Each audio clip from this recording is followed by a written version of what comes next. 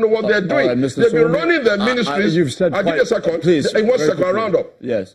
What makes them totally incompetent and unacceptable is that in the last 3.5 years, they have not seen anybody in that government. None of their ministers have been due for a change. They've not rejigged their cabinet. How could they have rejigged their cabinet when they don't even know what they're doing themselves? So I wonder what he's talking about. And on Atiku and his private sector effort and what he has done in government, we'll come to that when we get to the next round. All right, Mr.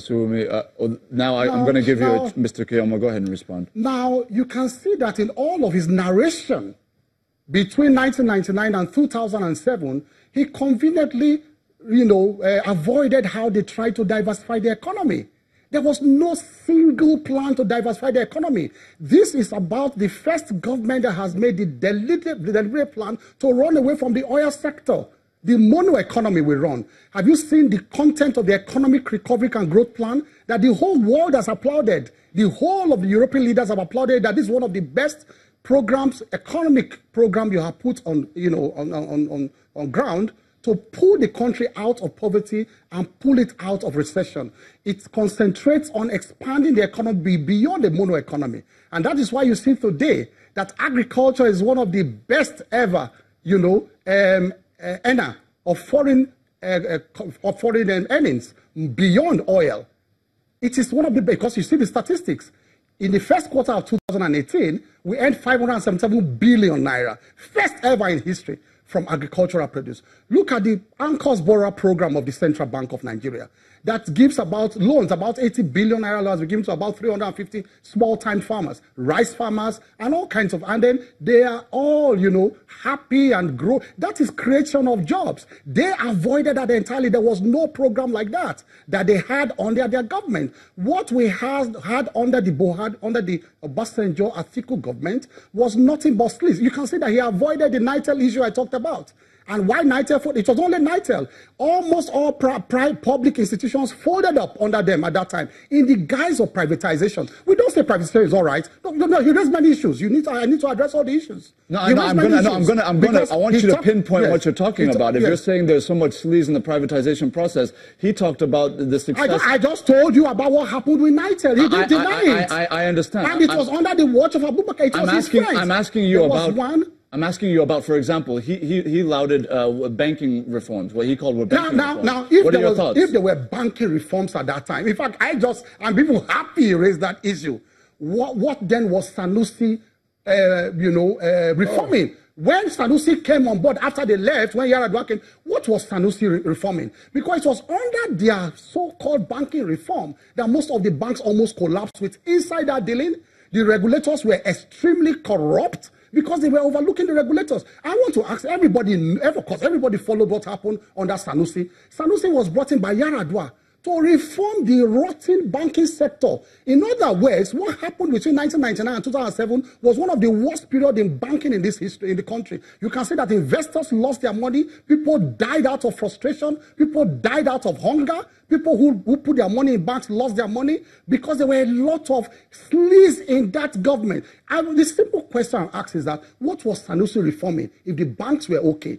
What was Sanusi reforming? It was reforming the rot of that period between 1999 and 2007. Now, he talked about the exchange rate. He talked about multiple exchange rates. And he has not given you, don't forget that these are blank and open statements without filling in blanks. Nigerians must ask them to fill in the blanks. You can't make, multiple exchange rates. How does it, in clear economic terms, how does it affect the economy? Can I finish? If you are saying that, if you are complaining about the abuses of it, because don't forget that there's always been multiple exchange rates, dual exchange rates, even from the time of Abacha. They haven't been, because at times, these exchange rates are brought to checkmate the speculators. It's the speculators. At the time where the dollar was scarce and it was just galloping and the black market operators were they needed it to checkmate the speculators from, taking it to to an all-time high. And that is why at the point the dollar began to crash. The price, the exchange rate began to crash, and from 500 or so that it got to, and it has steady between, 360 or 365. He raised other issues about subsidy. You see, the point is that I was just about to say he raised a very important issue about the oil subsidy. Yes, because when he raises this issue, I will need more time to fill the blanks. He did not fill the blanks. He talked about subsidy regime, that we are running a subsidy regime that is opaque. What happened under the PDP government, and the difference with what is happening now? What happened under the PDP government was that they were paying for products that did not land at all. That was the subsidy. That was the scam that was happening. It was fraud. The greatest stealing in the history of this country happened under them. And then, what is the evidence of this? You saw the Lawan report, the Senate Lawan report on the squeeze in the oil sector. You also saw the report of the EFCC and the prosecutions going on now till today. And who were those involved in those scams? You saw the former PDP chairman, his son, was charged to court for oil subsidy. All the PDP bigwigs, they were all involved in this subsidy scam. And then you saw that many of them refunded money. So there was a clear case. That does not address why it is that the oil subsidy is going on now. Now I'll tell you what the difference in what is happening now. Because at that time, they were, like I said, they were paying for products that did not land at all. They will tell you that they have brought products and that you have to pay them subsidy on those products. They knew, of course, NNPC officials knew. Everybody knew that the products did not come at all. Now, what did Buhari do when he came? He said he wanted to cleanse that industry. He said, first of all, one, NNPC should take complete charge of importation. At a point, they adapted the capacity of NNPC to do that. But NNPC said, look, I will give you my crude, and I will not do it in exchange value for value like they were doing. You will take my crude, take it, and go and refine it and bring it for me. Because we have the crude. It didn't make sense that you had a raw product and you could not convert your raw product to feed your citizens. So NNPC said, look, I'm trying to break it down for ordinary people to understand. So very quickly. Take your crude, go and refine my crude and bring it back. But then the marketers have been brought in only for the premium, because the landing cost, banking cost, and that is the only part of the importation that NNPC is paying for now to private people. Now, under them, they were paying $86 for the premium under PDP, under that regime of fraud. They were paying $86 because it was not subject to competitive bidding. The Buhari said, first of all, that premium should be subject to competitive bidding. Ajuri, and this is where the catch comes in. The moment it was subject to competitive bidding, it came to a negative. They achieved a negative, and the highest was $7. Just imagine the difference between $7 and $86, because everybody was competing. So it dropped from $86 to $7.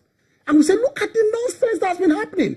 And because of that, because they were able to pay the premium, now we have saved about $3 billion between 2015 and now. About $3 billion have been saved. I want you to go and ask all the normal oil companies getting involved in this. They will tell you. So it won't look like we are just the companies are available to all Nigerians. Go and ask the marketers. They will tell you what is happening now and how well the industry is run now. But that differential, I'll explain to you.